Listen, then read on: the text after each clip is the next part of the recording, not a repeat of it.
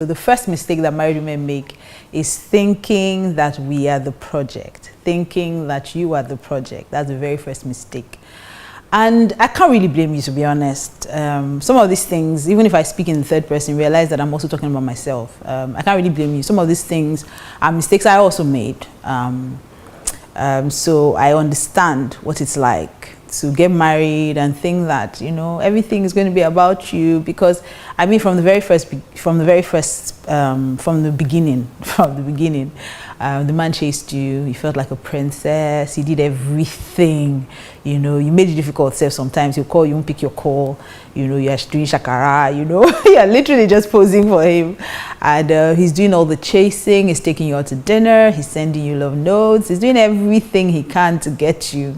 Then of course the wedding day, you know, the whole planning process, everybody's, you know, gushing about you, especially when you got your ring. All of a sudden your left hand was the only hand you had anymore, so hair is in, you know, all of us had that fake hair, we're always flicking and people asking us questions, we're doing that. So from the engagement to the wedding day, in fact, even the way you walked into the church, when he came in, nobody knows. When you walk into the church, pastor would say, can we just rise, as the bride walks in with her dad, and you're feeling like a queen, you know. And then you get home, God doesn't have time for you anymore, he doesn't call you anymore. Everything just suddenly stops, and it can be very infuriating, because that's where a lot of women start to complain. All the things you did before we got married, you don't do them anymore. Listen to me, listen, my darling, you are not the project. Men are project driven, most men, okay? Most men are project driven. So the reason why he was so invested when he was chasing you and everything is because you were the project. So now he has moved on to other projects. He's moved on to making money, he's moved on to getting a promotion at work, he's moved on to having babies, providing for the babies, building his house. There are many other projects. You were just one of the projects. He has achieved that project, he has ticked that box off, and he has moved on. I know it's hard to hear, but it's the truth.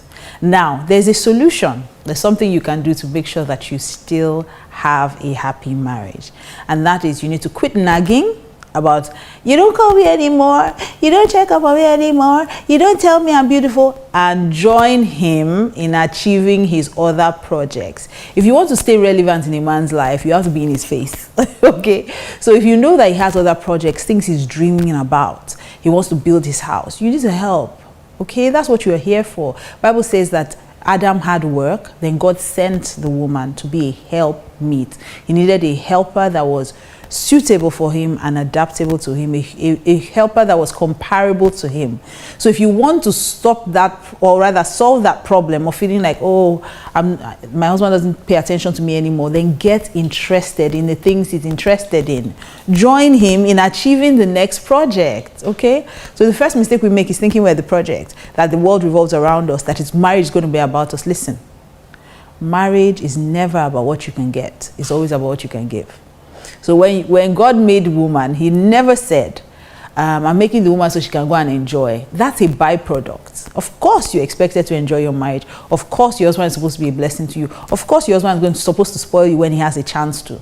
But thinking that you are the sole reason why marriage was set up is going to be a huge disappointment for you. If anything, it can cause you to even get depressed.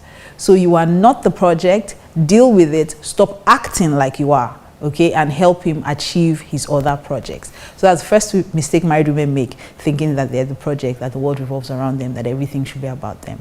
Move on, okay? Give your husband a break. He has other dreams, he has other goals. You were just one, maybe the major one, that should help him achieve all the others, okay?